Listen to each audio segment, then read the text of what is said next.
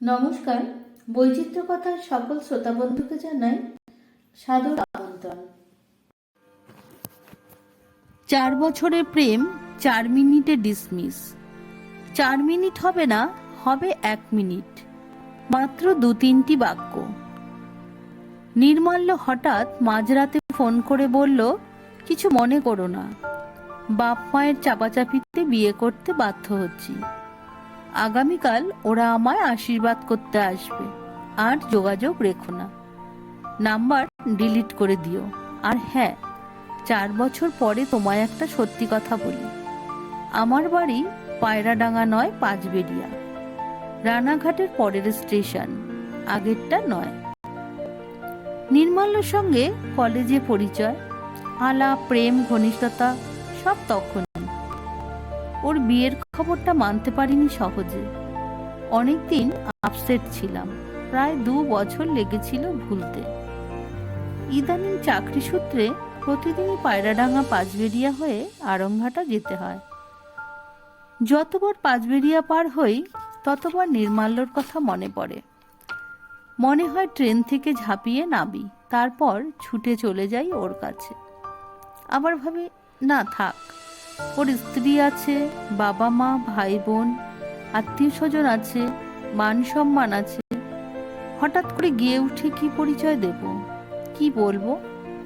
কোনো কারণে যদি ওর স্ত্রী জানতে পারে প্রাক্তন প্রেমিকা বাড়ি অবধি ধাওয়া করেছে, তাহলে সাংসারিক অশান্তিতে ডুবে যাবে নির্মাল্য। সেটা ভালো হবে না। কিন্তু মন মানে না, কোনো কথা শুনতে চায় না। কিছুদিন যাবৎ মনে হচ্ছে যেন পাগল হয়ে যাব। একদিন স্কুলের কলিগ সুমনাদিকে সব খুলে বললাম। সুমনাদি খুব দিলদরিয়া, খুব মিশুকে, বয়স হয়ে গেলেও কারণে অকারণে মারাত্মক খিস্তি দিতে ওস্তাদ। অনেক ছেলেই এ বিষয়ে ওনার কাছে নস্যি। সব শুনে সুমনাদি আগে হেসে নিল, তারপর গম্ভীর হলো। শেষে নির্বাক হয়ে চেয়ে রইল অনেকক্ষণ। দীর্ঘ সময়ের পর শ্বাস টেনে বলল, মরেছিস? মরেছিস শব্দটা আমার জন্য সঠিক বিশেষণ। 2 বছর আগে বিবাহিত একজন পুরুষের প্রতি এখনো টান আছে, এটা ভেবে নিজেই অবাক হই। কিন্তু মন না বুঝলে কি করব, মনের উপর জোর খাটাতে পারি না। গতকাল সরস্বতী পুজো হয়ে গেছে, আজ বিসর্জন, ক্লাস তাই অফ। হঠাৎ সুমনাদি কোথা থেকে ছুটতে ছুটতে এসে বলল, বড়দিকে বলে এসেছি, চ। আমি একেবারে আকাশ থেকে পড়লাম। বিস্মিত হয়ে বললাম, সত্যি সত্যি যাবে নাকি?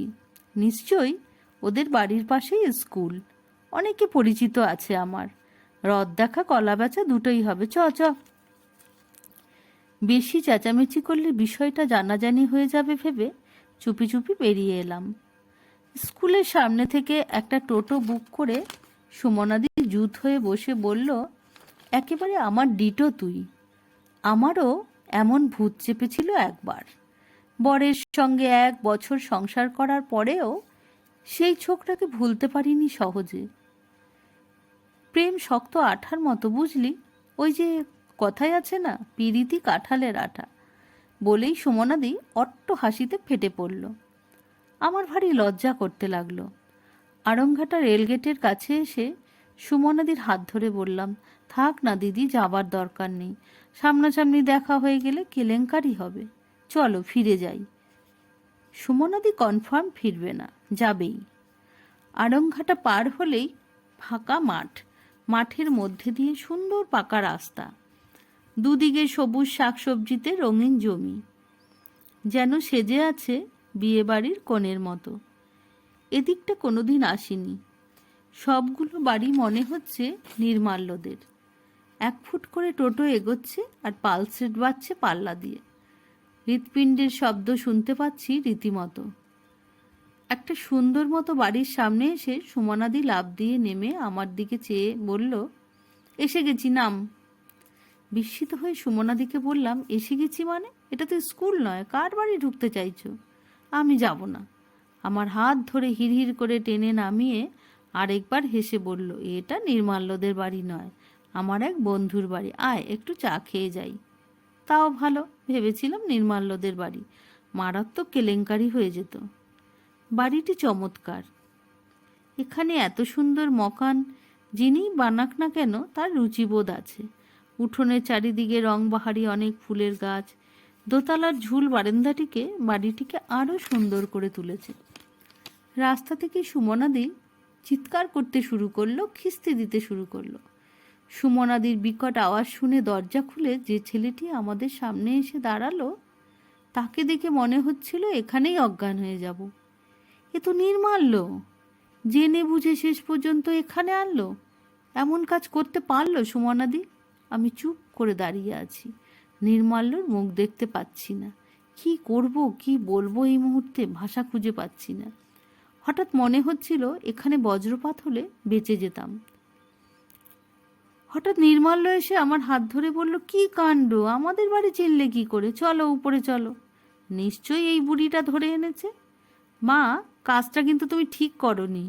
মা, নির্মাল্য কি তবে সুমনাদির ছেলে? এটা সুমনাদির বাড়ি? সুমনাদি এতক্ষণ চুপ করেছিল, হঠাৎ ছেলের হাত থেকে ছাড়িয়ে আমায় বুকে টেনে নিয়ে বলল, তোর কথা অনেক পরে জানতে পেরেছি রে মল্লিকা। অনেক পরে বুঝতে পেরেছি ছেলে আমার তোকে না পেলে বাঁচবে না। আমার শাসনেও মরেই যেত। নিজে আঘাত পেয়েও আঘাতের মর্ম বুঝিনি। আমায় তোরা দুজনেই ক্ষমা করিস রে। মিথ্যে ফোনটা আমিই ওকে করতে বাধ্য করেছিলাম সেদিন, আমায় তোরা ক্ষমা করিস। বলেই সুমনাদি আরও শক্ত করে বুকে জড়িয়ে ধরলেন। গ্রামের কোনো এক নির্জন পথে কোনো অচেনা গাছে দুটি কোকিল যেন একে অপর কি মিষ্টি স্বরে ডাকছে, যেন বলছে বসন্ত এসে গেছে।